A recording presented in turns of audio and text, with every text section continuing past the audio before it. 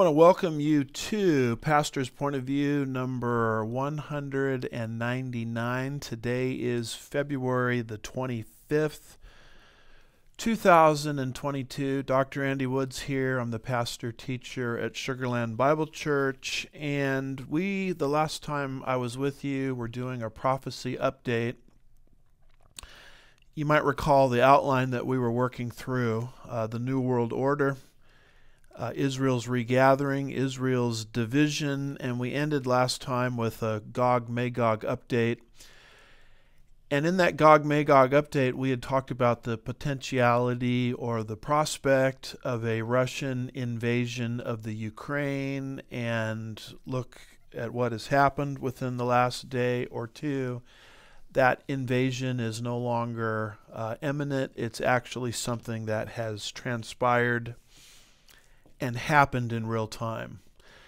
Now, we do not believe that this invasion is a fulfillment of Bible prophecy, but we do put it in the category of stage setting for the Ezekiel 38 and 39 invasion spearheaded by Russia.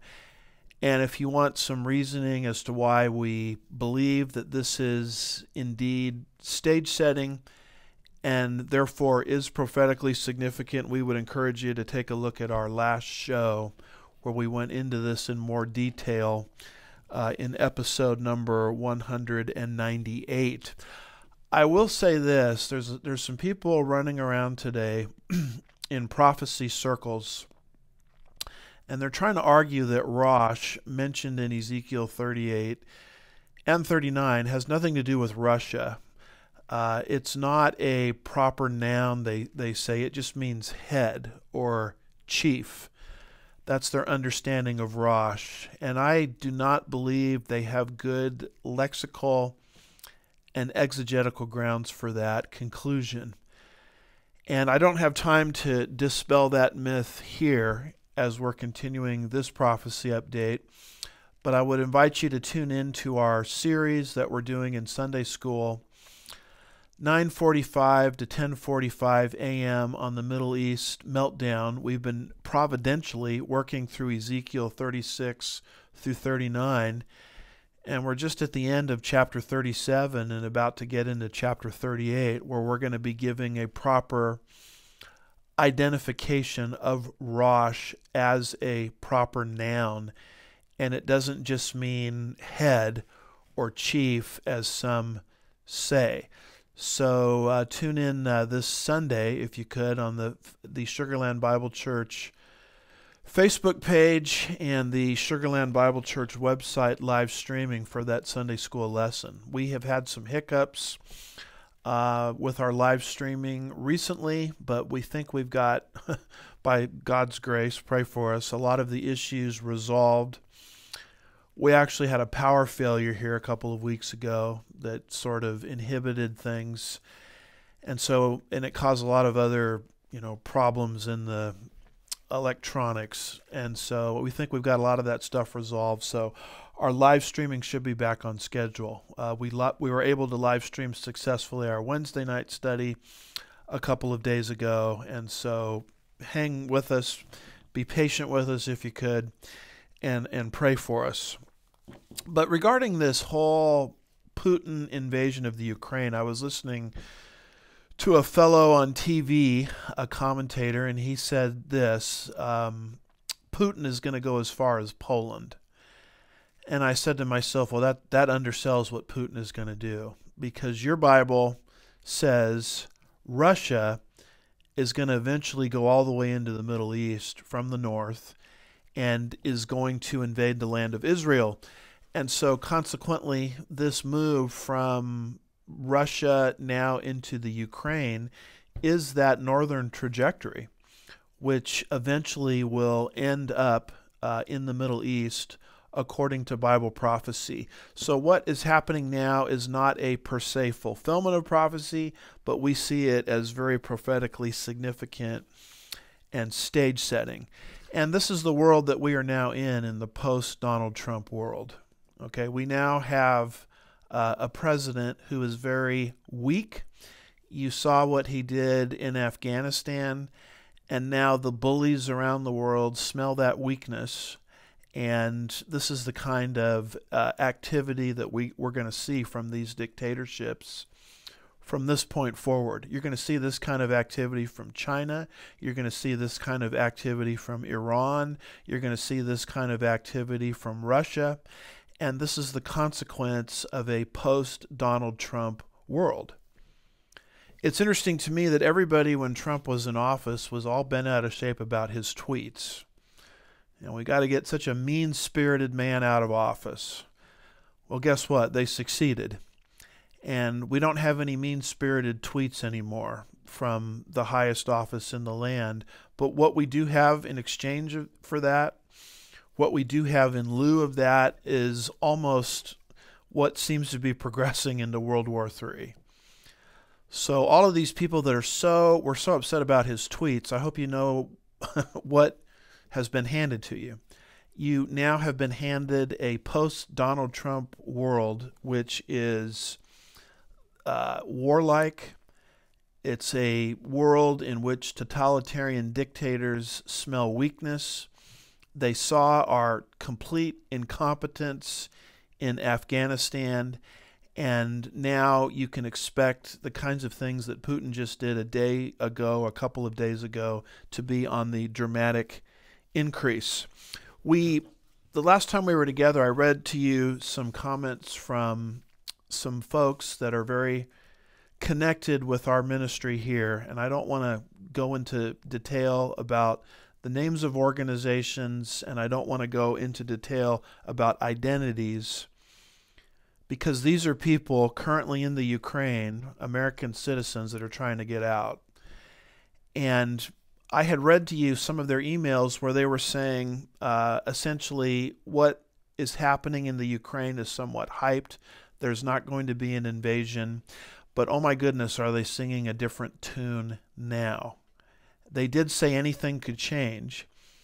And when I read to you some excerpts from their emails and some of their newsletters, I want you to catch the spirit and the heart of what I'm saying, that the world now is a very, very different place. Now, notice some of the language in a recent email and a newsletter. Quote, "But now this attack from Russia. This morning I was awake and heard some odd explosion far away. From 4:30 to 6, I heard maybe 10 or 12 explosions, that is, about 10 to 15 minutes apart. Apparently, it was some Ukrainian aircraft fire from around the airport. One individual reports that there was a missile attack on the Ukraine air base 10 miles from a particular Ukrainian city. I kept looking out my window, but nothing seemed amiss. Then I began receiving texts from the U.S. and some video news reports, but all was calm in my area." Then he goes on and he says, "But gas lines by then were already a half a mile long." I mean, this is what's happening in the Ukraine in real time, thanks to this Putin-led Russian invasion. He goes on and he says, no matter, it turns out that about by 8, long before we would have made much distance, martial law was imposed, and all travel between different county or states within the Ukraine was prohibited by the Ukrainian government, though reports are that traffic from Kiev to another city that they needed to go to get out of the country was bumper to bumper. We tried various options to leave, but we learned that this was no longer possible. And then he kind of ends this way: "The same God who protected Shadrach, Meshach, and Abednego, and Daniel, and Peter, and Paul through many trials and adversities is the same God watching over me." He says, "For we are sheltering in place. We have sufficient food and water, and I have food for about 2 to 3 days." So that's that's just one email from somebody that we know in the Ukraine. Here is another email from another ministry that we're very much interconnected with here at Sugarland Bible Church. Again, trying to maintain anonymity because I don't want people to know who they are as they're trying to get out of the country. Just the first two paragraphs from this email. Quote, we were awakened before dawn this morning with several loud explosions. So it has begun. Russia has indeed invaded the Ukraine. In my recent letter, I had expressed that the situation here was largely calm, and I did not anticipate an immediate attack. But I also said that obviously things could change in a moment, and that is what has happened. All Ukrainian airspace has been shut down so that there are no commercial or private planes in the air. The borders have been shut down and travel between the regions has been blocked. Martial law has been declared. The highways out of the Ukraine are in gridlock as many people are seeking to flee the city and country. Banks and ATMs are closed as well. The gas stations and grocery stores have incredibly long lines as people are trying to stock up, etc., etc. And there's some talk about a group called Project Dynamo.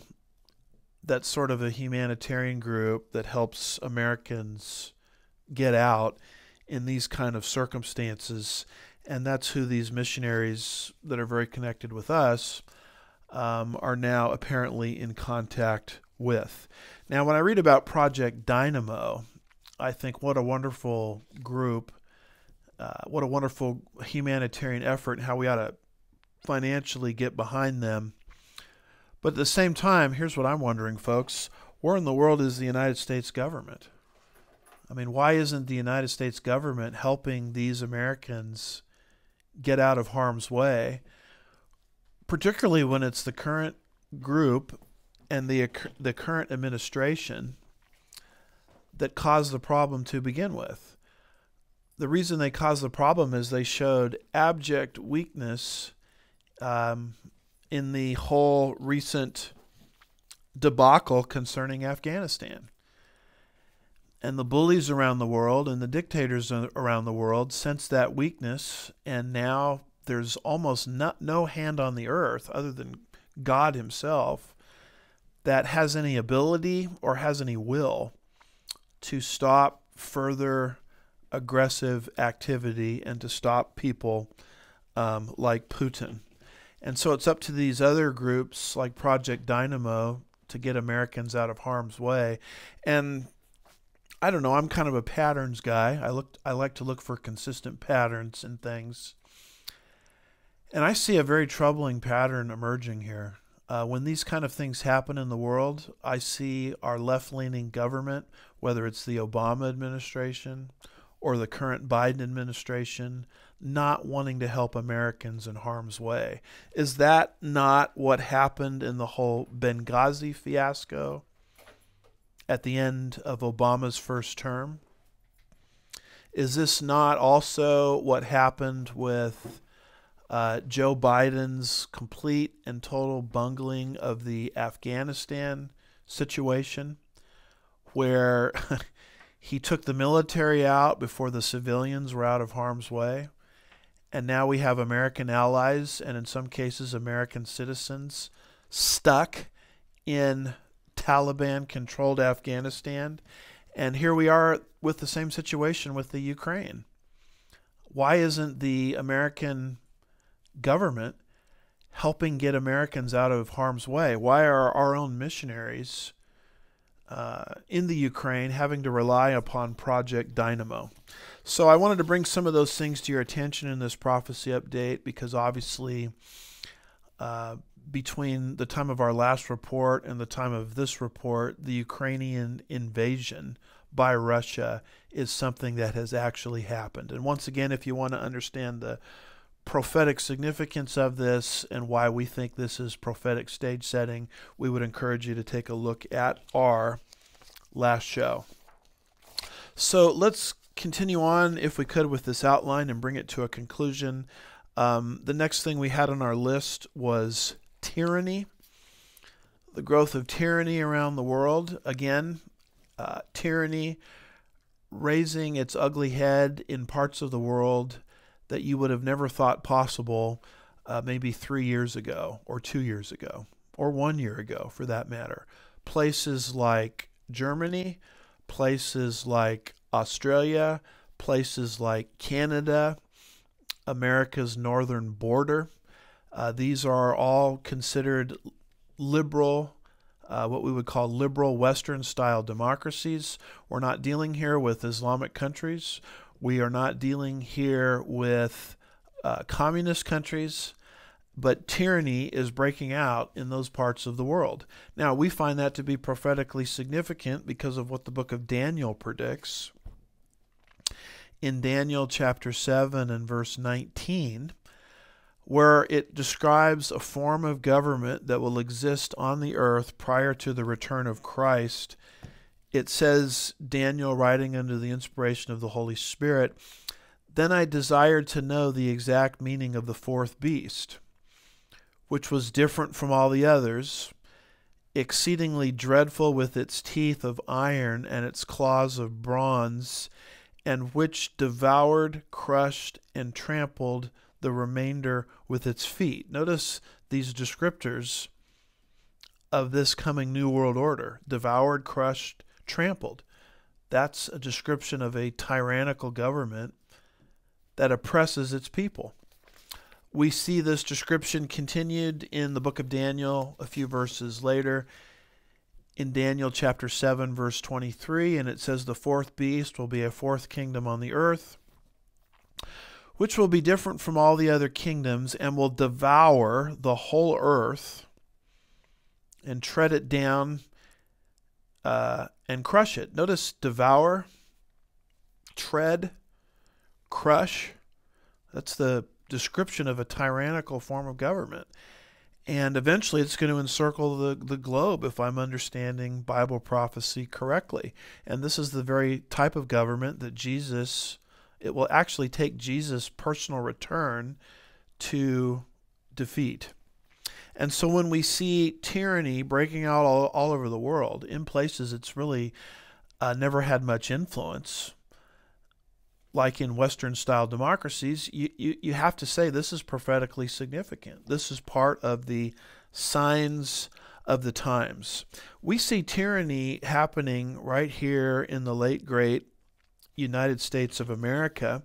I'm looking at this article here from Breitbart by Charles Spearing, dated this month, 2022. It says, White House recommends Spotify do more to censor Joe Rogan. Now, I'm not here to make some kind of defense of Joe Rogan. I'm really not one of his listeners. And whether you like Joe Rogan or don't like Joe Rogan, who happens to be apparently a very effective and successful podcaster, he's on the wrong side of the power curve, and he's bringing out things that contradict the government narrative. And you have now a situation where the White House is recommending that Spotify, apparently a podcast publisher or carrier, censor Joe Rogan. Now, here is one line from this article. Quote, "It's a positive step, but more can be done," White House Secretary Jen Psaki said during a daily briefing on Tuesday. I want you to understand how radical and astronomical this is, where you now have the White House promoting that a podcast publisher and provider actually censor somebody. Take them off the air, in other words, because they're espousing things that contradict the government narrative. They're bringing on experts that contradict the narrative that the government wants you to believe about the current pandemic, mandemic, whatever you want to call it. And it's just a stunning headline because the White House is saying, yeah, censor that person. We need to do more to censor that person. I've never seen in my lifetime anything quite like this, where the executive branch of government is now in the censorship business. Of course, they don't call it censorship. They weave another name in instead. They call it disinformation or misinformation. But that's just another word for censorship. Apparently, Joe Rogan is saying things and interviewing people that contradict what the government wants you to understand. And here's the secretary, the press secretary of the executive branch of government, essentially saying, yeah, they need to do more to censor this particular individual. And folks, if they can do it to someone like Joe Rogan, they can do it to anybody. They can do it to any evangelical ministry. And this is a sign of the times concerning this concept of tyranny. And we need to focus a little bit also on Canada. I'm going to read to you some excerpts from an article called Setting the Stage for a Global Dictator by Britt Gillette, dated February the 17th, 2022. I received his newsletter entitled the End Times Prophecy Newsletter, and I think he does a very good job sort of summarizing some of the things that have happened in Canada recently. So, quote, on January 15th, Canada implemented a jab requirement for all truckers crossing the Canada-U.S. border. A week later, the U.S. instituted its own vaccine mandate for truckers crossing the Canadian-Mexican borders.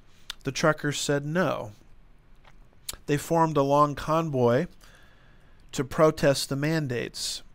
Day after day, the ranks of the protesters grew until the Freedom Convoy occupied the streets of Ottawa and several other major roadways at the Canadian-U.S. border.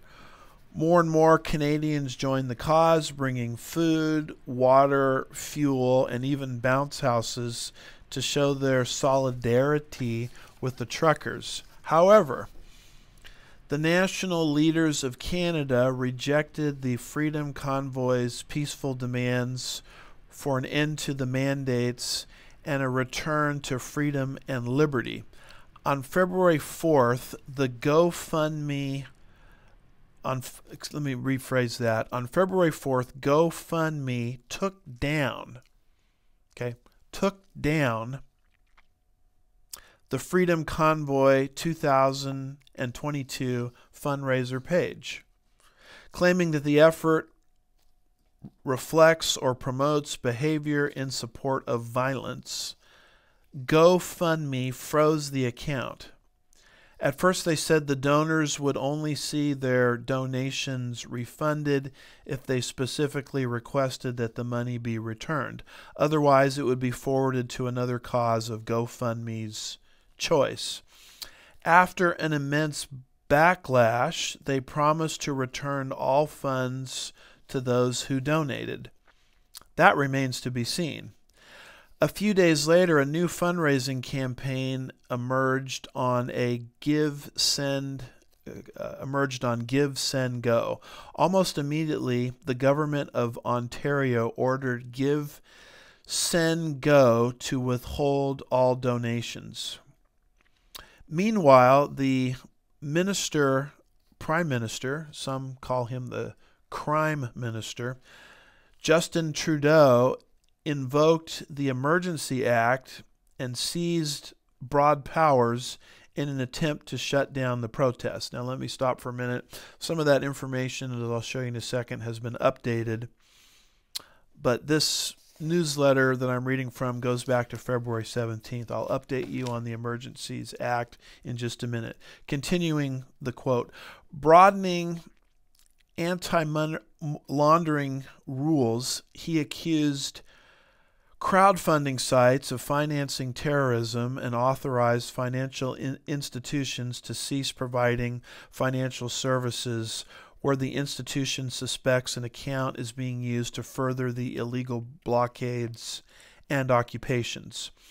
Trudeau and his minions then threatened the protesters with massive fines, impounding of vehicles, revocation of driver's licenses, and seizure of bank accounts. Interrupting just for a minute, if you participate in this freedom convoy, the Canadian government is saying, we are going to inhibit your ability to make a living.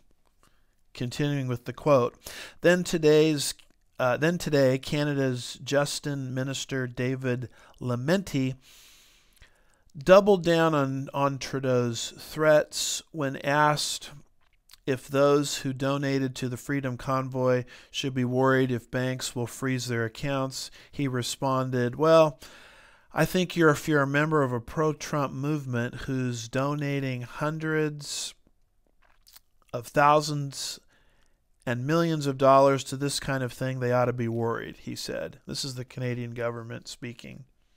He then said, this is about stopping the finance of these illegal blockades. We are today serving notice if your truck is being used in these illegal blockades, your corporate accounts will be frozen.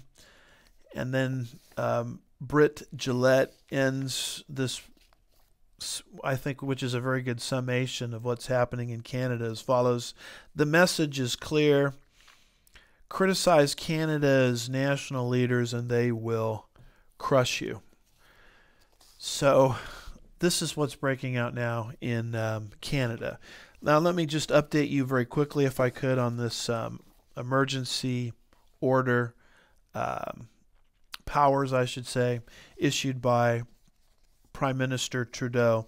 I'm reading here from an article entitled Trudeau Revokes Emergency Powers After Canada Blockades End. Canadian Prime Minister Justin Trudeau is removing emergency powers police can use after authorities ended the blockades and at the borders and occupation in Ottawa by truckers and others opposed to the COVID-19 restrictions. This article comes from abcnews.go.com by Rob, I think you say that, Gillies, February 23rd, 2022. Here's a quote from Trudeau. Quote, the situation is no longer an emergency, therefore the federal government will be ending the use of the Emergencies Act, Trudeau said. We are confident that existing laws and bylaws are sufficient. So apparently Trudeau, for whatever reason, lifted this emergency powers that he was using to do everything within his power to stop this freedom convoy. And I want you to not so much focus on Trudeau lifting the emergency powers. I want you to focus on how fast it came into existence. Because if it came into existence that fast, think how fast it can come into existence whenever the government wants to sort of recycle it. And so this is all the voice of tyranny happening in Canada, where if you express a political opinion related to the mandates being overly cumbersome and restrictive, we will use the emergency powers of the government to virtually destroy you. We will destroy your ability to make a living. We will destroy your ability to give money to causes that you want. In fact, the money that you give to politically incorrect causes, we will confiscate those. And if you put up pages on the internet for the purpose of raising money, for the purpose of promoting freedom in Canada, we're going to take those down too.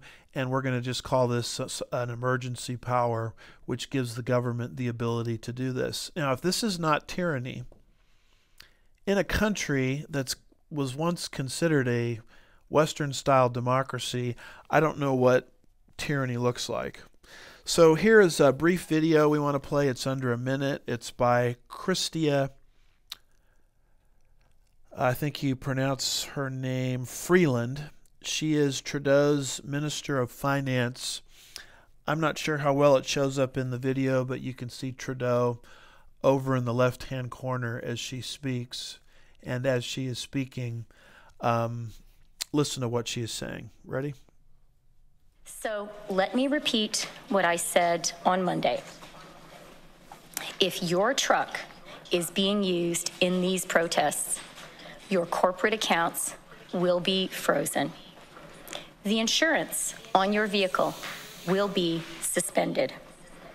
The consequences are real, and they will bite. It is time for you to go home.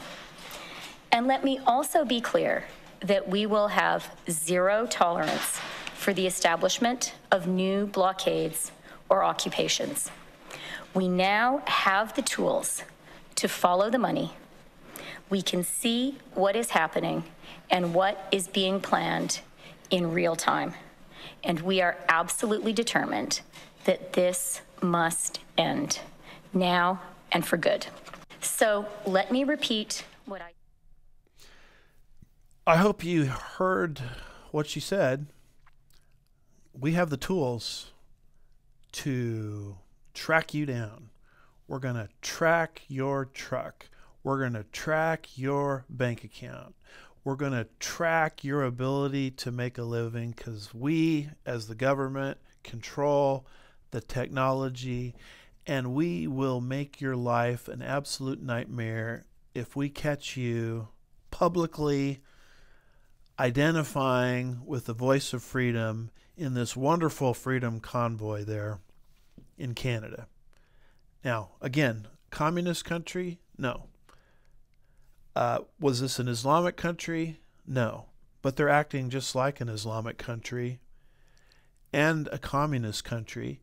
They have absolutely no respect for the voice of the people, and they have the power in their minds and the technology to roll right over you because you have the audacity to publicly identify with the voice of these truckers, the voice of the people that say these mandates are an overreach. The world that we're living in, folks, is dramatically and radically changed in all of these different fronts that we are explaining. And you even have so-called conservatives here in the United States calling our January 6th protesters domestic terrorists. And that's what Trudeau is trying to do with these truckers. He's trying to, with this emergency power that he gave himself or utilized temporarily, he essentially is trying to January 6th these truckers. That's the best expression I can think of in terms of communication. It's exactly what our government did to the January 6th protesters. It lumped them under the category of domestic terrorists. And the reason that that nomenclature, domestic terrorist, is so significant is because once you call someone a domestic terrorist, you, in essence, put them under a different legal system. They're no longer under the basic criminal legal system that has all kinds of rights built into it.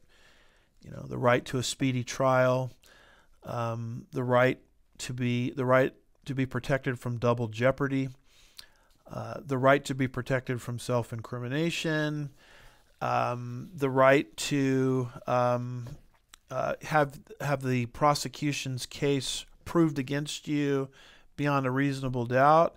Those don't apply anymore if you're a domestic terrorist, because you're now under the auspices of the Patriot Act, which is a different system entirely. And that's why this verbiage, domestic terrorist, is so important, because if you call these people domestic terrorists, you can put them under that different system of criminal prosecution, where the basic rights that we're accustomed to don't exist anymore. And that, in essence, is what Trudeau is trying to do with these truckers. That's why he invoked this Emergencies Act. That's why he keeps calling them terrorists, because he knows that if that label sticks, then they can be treated differently than you would treat any other person accused of a crime. And so even so-called constitutional conservatives like Ted Cruz, who, by the way, I have voted for Senate. I supported him actually in the primary against Donald Trump when it looked like he was not going to be the nominee. Obviously, I switched my support to Trump. I mean, I'm in the Sugar Land area, Sugar Land, Southwest Houston, which is a very important voting block for people like Ted Cruz. I mean, if it wasn't for people like us, Ted Cruz probably wouldn't even be United States Senator today. So I'm not an anti-Ted Cruz person, but I have to tell you how completely and totally disappointed I was, as was all his constituency, when he actually referred to our January 6th protesters as domestic terrorists. Ted Cruz is a Ivy League trained lawyer. He knows exactly what that label and what that nomenclature and what that designation means. It puts them under the auspices of the Patriot Act, where basic rights that would be afforded any other person accused of a crime don't apply anymore. So here I'm reading from an article from the New York Post. It says, Ted Cruz walks back calling Capitol riot a terrorist attack by Callie Pattison, January 7th, 2022. Here's what Ted Cruz said. He said, quote, "We are approaching a solemn anniversary," Cruz said, and it's the anniversary of, and this is Ted Cruz's language, a violent terrorist attack on the Capitol, where we saw men and women of law enforcement demonstrate incredible courage, close quote. And the moment that came out of his mouth, I thank God for the conservative movement and conservative media that pushed back against that. There's no way any conservative, any constitutionalist, or any government official, for that matter, should be using that language, domestic terrorist. Because if you call them domestic terrorists, they're under the Patriot Act, and they're not under the normal American criminal justice system, and so the rights normally afforded to those accused of a crime disappear. The article goes on and it says, on Thursday night, Cruz appeared on the show, that would be Tucker Carlson's show, and called his comments dumb and sloppy. You think? I don't buy that, Tucker Carlson said at one point. I've known you a long time, since before you went to the Senate. You're a Supreme Court contender. You take words seriously as anyone in the Senate. I don't believe you use that accidentally. I just don't, close quote. And I would just say thank God for Tucker Carlson. And thank God for the pushback against Ted Cruz's statement, because words mean things. When you use a particular vocabulary word like domestic terrorist, as I've tried to explain, it has tremendous ramifications concerning which system of justice you're going to be held accountable under. Folks, you may not like what these protesters did. You may not like the style of the riot. There's a lot that has gone on in terms of, was the government actually entrapping them or not? But don't, whatever your belief on that is, don't call them domestic terrorists, because words mean things. And the fact that we're now calling people who are constitutionally using their First Amendment rights to voice a disagreement with the state, the fact that we are now calling them domestic terrorists is indeed the creeping voice and the creeping power of totalitarianism. The fact that Justin Trudeau, at least for a season, would invoke the his emergency's powers to deal with people in a convoy, a trucking convoy in Canada, who are merely expressing their disagreement with Canadian overreach concerning mandates. The fact that the emergency powers are invoked in that scenario shows you the creeping voice of totalitarianism, which we believe is prophetically significant. In fact, here's a tweet from Trudeau, and although he walked this back, here's a tweet from Trudeau as he was invoking these emergency powers. Notice what he says here. He says the ongoing blockades and occupations are presenting serious challenges to law enforcement's ability to effectively enforce the law. Because of that, the federal government is invoking the Emergencies Act to supplement provinces and territorial capacity. And he has a few subtweets down below. He says the scope of these measures will be time limited, geographically targeted, and proportionate to the threats they are meant to address. The act will be used to strengthen and support law enforcement agencies at all levels and wherever needed across the country. He goes on and he says, to be clear, this is about keeping Canadians safe. See, when the government invokes these emergency powers, it always masquerades as it's for our own good. You know, it's for our own protection. To be clear, this is about Canadians, about keeping Canadians safe and protecting people's jobs. We cannot and will not allow these dangerous activities to continue. Well, what dangerous activities? Expressing your, what we think are God-given rights against a state that's gone too far in terms of mandate overreach. And so here in the United States, this tyranny is happening in smaller doses. In Canada, this tyranny is raising its ugly head, and we believe that this is prophetically significant. It's a sign of the times, because this is what God, through the prophet Daniel, 2,600 years ago, said would happen just before Jesus comes back. Jesus would return and overthrow a tyrannical government, a one-world government that is crushing, trampling, and devouring its citizenry. And I would say this escalation of tyranny in places that we've never seen tyranny before is setting the stage for this global New World Order. With all of that being said, let's switch subjects here very briefly to progressive education. And I want you to understand that God has something to say about education. You'll find out what God says about it 1,500 years before the time of Christ, roughly 3,500 years ago, through Moses in the book of Deuteronomy. God says, these words which I am commanding you today in Deuteronomy 6, verses 6 and 7, this is called the Hebrew Shema. Shema means listen.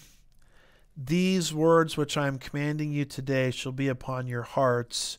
You, that's the parents, shall diligently teach them to your sons. You shall talk about them when you sit in your house. And when you walk by the way, and when you lie down, and when you rise up. The truth of the matter is God has put authority into the hands of parents to educate their kids the way they want to educate their kids.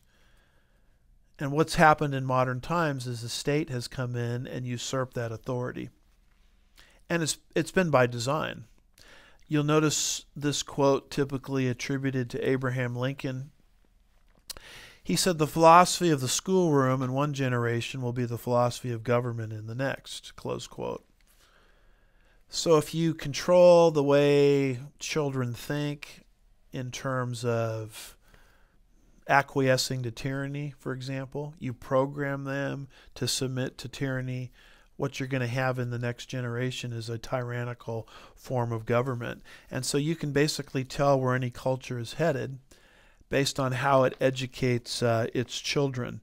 And so we think progressive education, liberal education, is culturally and politically significant from that standpoint. So just real briefly, what's happening in progressive education? A lot of things to talk about.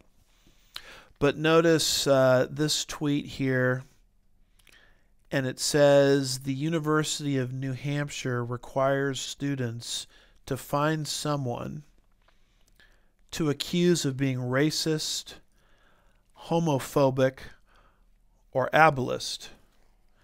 And this is language directly from a college syllabus. It says, quote, in this challenging activity, you will be asked to call in someone on their ableist, racist, or homophobic use of language for microaggressions or an act of racism towards a person of color, homophobia against the LGBTQI, or ableism against disabled persons. While gender is important, there are some complex theoretical reasons that gender is not included in this list. I encourage you to talk to me about this if you have questions. So this is what this particular professor put on the syllabus in New Hampshire. Part of the assignment for these college students is to find someone that they could accuse of racism or homophobia, or someone that apparently is against disabled persons. And you have to make some sort of accusation against them. And of course, all of this is the outworking of critical race theory, convincing the minds of the youth that America is really a racist society. It doesn't just have racists in it, but it's what is called systemic racism, structural racism, institutional racism. In other words, the society itself, its structures are racist. So obviously, if that's true, the society has to be torn down. Well, what are you going to replace it with? This is why they call their movement progressivism. They want to progress into something else, and what they never tell you is what they want to replace it with. What they want to replace it with, it looks to me as if it's a form of Marxism. And if Marxism is working so well, folks, why are people constantly fleeing Cuba in little rickety rafts through shark-infested waters at the expense of their own lives? I mean, if Marxism is working so well in Cuba, why is it that Americans are not fleeing America and traveling to Cuba? The boats are always going the opposite direction. Why are people trying to get out of Venezuela? Why are people coming constantly to the United States to the point where we now have a borders crisis? What are they running from? You ever asked yourself that? Well, you know what they're running from, folks? They're running from the utopian societies that they were promised. And so the idea is to replace supposedly structurally racist the United States and replace it with sort of a Marxist model. And the Marxist model is always promoted as utopia. But when you actually look at Marxism in practice, it is an absolute nightmare. And this mindset of replace America with something else starts through progressive education, as we've tried to explain. You'll notice this article commenting on this tweet. I believe the tweet we were reading may not even be a tweet. It actually comes from TikTok. But anyway, this is a WorldNet Daily article written by Art Moore, January 29th, 2022. And it says, Prof requires students to accuse someone of being racist, homophobic, or an ableist. They must record the confrontation to get credit for a communications class. at a state university. In this case, what we're dealing with is the University of New Hampshire. What in the world does critical race theory have to do with a communications class? Next to nothing, but notice how they're weaving it in. Just one line from the article. It says, Edward Reynolds, that's this professor, according to documentation posted on Twitter, has an assignment that requires students to seek out someone to accuse of being racist, homophobic, or an ableist, and to record their confrontation. Well, Mr. Professor, I really don't want to do that. Well, then you don't get credit for the course. What in the world is going on in public education? It's an attempt to create the international child of the future. Notice this article from Yahoo, news.yahoo.com, written by Houston Keene, February the 1st, 2022. It says schools across America implement BLM week of action that calls for disruption of the Western nuclear family. So this is BLM, or Black Lives Matter, curricula going into the public school system. And you say, well, what's your concern with Black Lives Matter? Well, the organization Black Lives Matter apparently has nothing to do with black lives. What it's about is the disruption of the nuclear family. And what it's also about is creating the global citizen of tomorrow. It goes under the acronym Black Lives Matter, but it has virtually nothing to do with black lives. It is a way to bring into progressive education elements that will weaken Western civilization even further, so that their globalist Marxist ideal can replace the existing structures in the United States. One or a couple of quick sentences, I should say, from this article. Additionally, the week of action curriculum centers itself on the 13 Black Lives Matter guiding principles, which include concepts such as black villages and globalism. Now, as I read this, I want you to focus on how many times the word global or globalism shows up. So that's number one.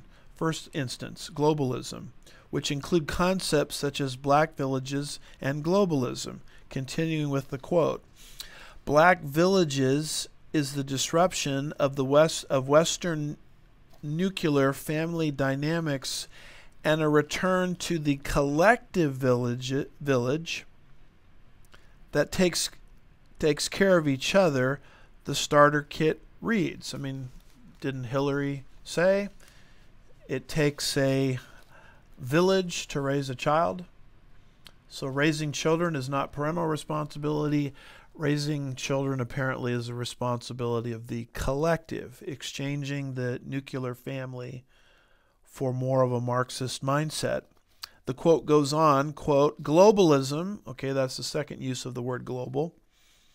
Globalism is our ability to see how we are impacted or privileged within the black global, that's the third use of global, the black global family that exists across the world in different regions. So what's going on in progressive education is, under the rubric of Black Lives Matter, an infiltration of a dogma that is designed to weaken the nuclear family, which a nation needs to be prosperous, independent, free, and successful, and to bring in this concept of one worldism or globalism.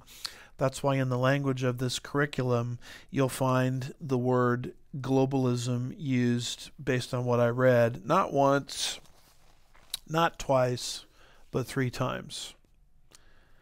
You'll notice this screenshot here from Chester M. Pierce, a Harvard psychiatrist, Speaking as an expert in public education at the 1973 International Education Seminar, and we've used this quote many times, but it needs to be restated. He said, quote, "Every child in America entering the school at the age of 5." Now let's stop for a minute. They're after much more than age 5 now. They want to get down below age 5. But when he said this in 1973, he said the goal is to get the minds of these children away from their parents at age 5. Quote, "Every child in America entering the school at the age of 5 is mentally ill." This is their mindset. "Because he comes to school with certain allegiances to our founding fathers, toward our elected officials, towards his parents, toward belief in a supernatural being, and toward the sovereignty of this nation as a separate entity. It's up to you, teachers, to make these sick children well by creating the international child of the future." Close quote. The problem with these kids is they love their parents, they love Jesus, they love America's founding fathers. They love the fact that we are a separate and sovereign, independent nation here in the United States. And we need to get them at age 5, and we need to put them through compulsory education where we transform them into globalists. So what Chester Pierce said in 1973 has now come into the public schools via Black Lives Matter curriculum, which has in it blatant attacks against the nuclear family and blatant attacks against nationalism, trying to transform these kids from being nationalists into globalists. And so we believe this is culturally and prophetically significant as well. And you always have to keep your eye on what's happening in the world of compulsory education. Because as Abraham Lincoln said, the philosophy of the schoolroom in one generation will be the philosophy of governance in the next. Why are we transitioning so fast and careening so fast into a new world order? Because that's what these kids are taught from age 5 onward, even now earlier than age 5. Let's move to our final category here in this prophecy update, and it has to do with the days of Noah. Jesus in Matthew chapter 24 and verse 37 said, "For the coming of the Son of Man will be just like the days of Noah." If you want to know what the world is going to be like just before Jesus comes back, take a good hard look at was concerning what was happening in Noah's day just before the flood. So let me read to you this excerpt from Jeff Kinley. Jeff Kinley wrote a book called As It Was in the Days of Noah, Warnings from Bible Prophecy about the Coming Global Storm. And he says something very interesting. He says, quote, "According to ancient Jewish rabbis, homosexuality was practiced worldwide before the flood. These esteemed teachers claim that marriage contracts were written between homosexuals in Noah's generation, with songs even composed for such occasions. If they are right, that's something that hasn't been legitimized in any civilization since before the flood, and could add nuance to Jesus' words about those in Noah's day being given in marriage. These rabbis also wrote that once homosexual marriage was officially recognized, this served as the trigger to unleash God's judgment via the flood." Close quote. Now, I like to quote Jeff Kinley because he's going to be one of our speakers at our prophecy conference coming up here at Sugarland Bible Church on Israel's birthday, May the 14th and 15th of this year, 2022, featuring 3 speakers, myself, Olivier Melnick, and then, of course, Jeff Kinley. And we're dealing with a lot of different topics related to the nation of Israel. Israel and the Antichrist, Israel and the church, Israel and the kingdom, Israel in the tribulation, Israel in the world, Israel in the covenants, and much more, with special music done by Corey and Love Shalom.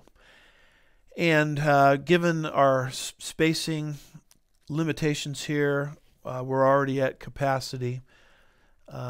You can call into the church and we could put you on a waiting list to get in, but right now we're at capacity. But don't fear, because this whole conference on that particular Saturday, all day Saturday, and into Sunday morning will be live streamed. So that's why I bring Jeff Kinley, one of our speakers, to your attention. And Jeff Kinley says something that I really haven't read anywhere else. He says, based on rabbinical authority, the rabbis essentially believe that one of the things that triggered God's wrath in the global flood was an acceptance of homosexuality. Once they began developing homosexual marriage contracts and songs and ceremonies, God said that was the last straw. And he quotes here from rabbinical authority. Here's Genesis Rabbah 26:5, and here the ancient rabbis are saying this is a male. Rabbi Yosef said, the generation of the flood was not wiped out until they wrote, and it uses a sort of a fancy Hebrew word here, for a union of a man to a male into their culture. And once they did that, God brought the flood, and these are the ancient rabbis teaching this. Here is a similar rabbinical authority. It's from Leviticus Rabbah 23:9, and it says, I am the one, that would be God, that punished the generation after the flood. Rabbi Yosef said, the generation of the flood was not wiped out until they wrote a union of a man to a male into their marriage code. So once those kind of marriage contracts became official, once those kind of marriage ceremonies became official, once songs related to these unions became official, is the time in history where God brought the global deluge. Here is where these sources are being drawn from. It's by Gail, I think you pronounce this, Lobovitz. This is an academic article from Brandeis.edu project, and it says the meaning of, and it uses that Hebrew word for these homosexual marriage contracts. Marcus Jastrow translated it as a coupling song in their licentious application to sodomy. The authors, editors of the recognized critical scholarly editions of both Genesis and Leviticus Rabbah each suggest in their notes that the term refers to marriage documents.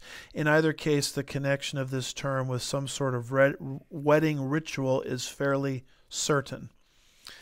The statement in the name of Rabbi Huna, citing himself as Rabbi Yosef in both sources, serves to indicate that marriage between two men is an especially egregious violation. When human beings take their sinful behavior to this extreme punishment, the flood is warranted. And I find that very interesting because, of course, we're living in a society where homosexuality has become normative. And in fact, if you're a business that won't bake a cake for a same-sex wedding, if you're a business that won't deliver flowers for a same-sex wedding, then get ready for a lawsuit, because you're coming now against the force of law, which will legally compel you to violate your conscience. It would be the equivalent of telling a Jewish bakery owner that he has to bake a cake, a Nazi cake, for a Nazi celebration. If you can imagine him being coerced against his conscience, that's the same kind of thing that's now happening in the United States of America related to the same-sex movement and the same-sex agenda. And as that mindset takes hold, according to rabbinical authority, that's the last straw. That's the last thing that God is going to put up with before he brings judgment. And so obviously this type of thing, as it was in the days of Noah, is prophetically significant. And so we bring that to your attention. Well, I hope you enjoyed these 2 parts that we have done on this prophecy update. Stretching back into our prior show, we talked about the rise of the New World Order. We talked about Israel's regathering. We talked about Israel's division. We ended last time with a Gog-Magog update and tried to update you a little more on that, given now the fact that the Russian invasion of the Ukraine has happened. We've talked about rising tyranny around the world. We've talked about the power of progressive education.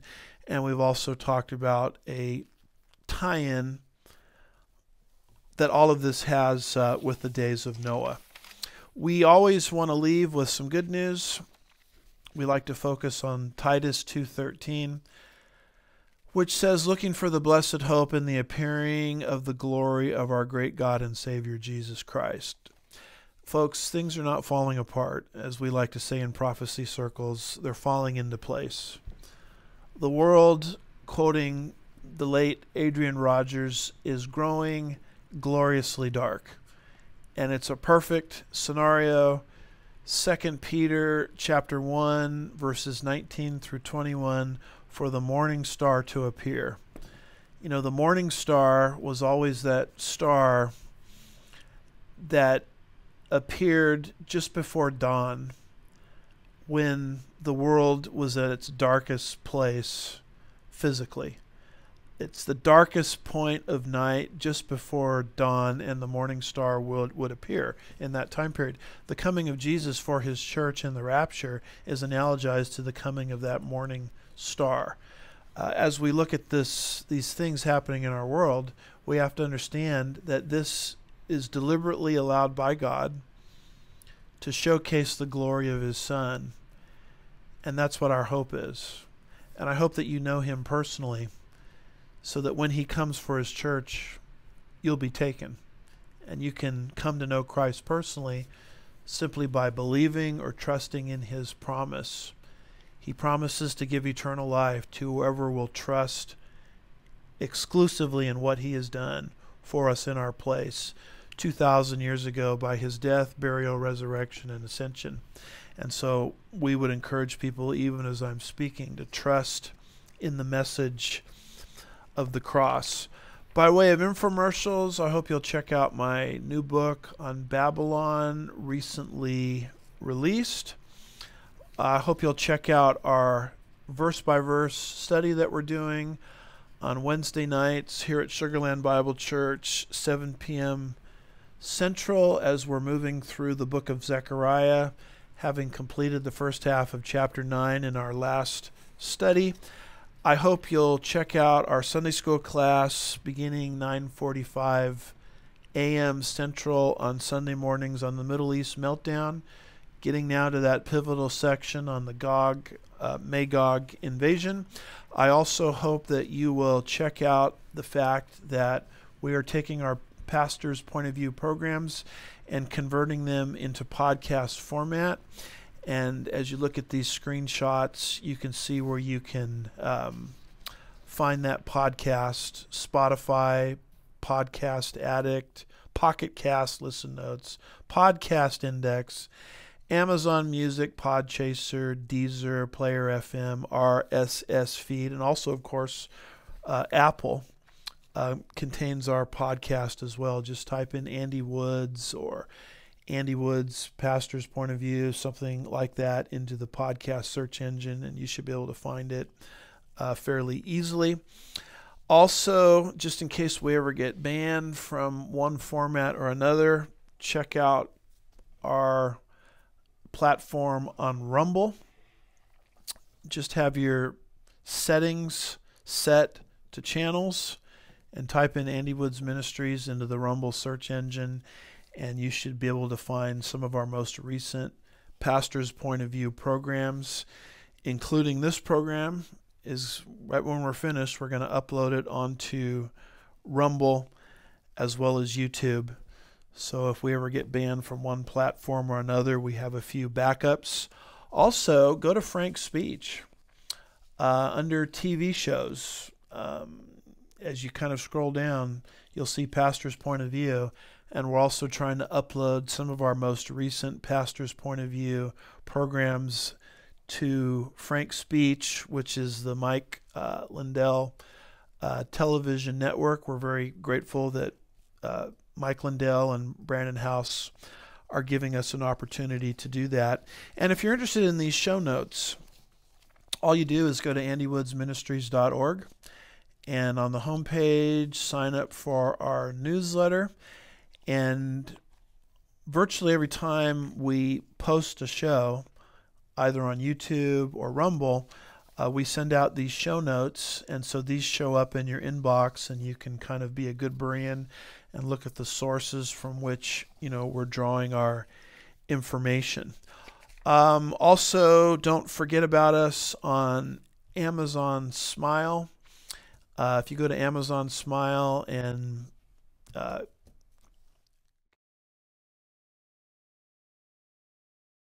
Seminary, every time you purchase something on Amazon, you're able to help us further God's work through these various ministries.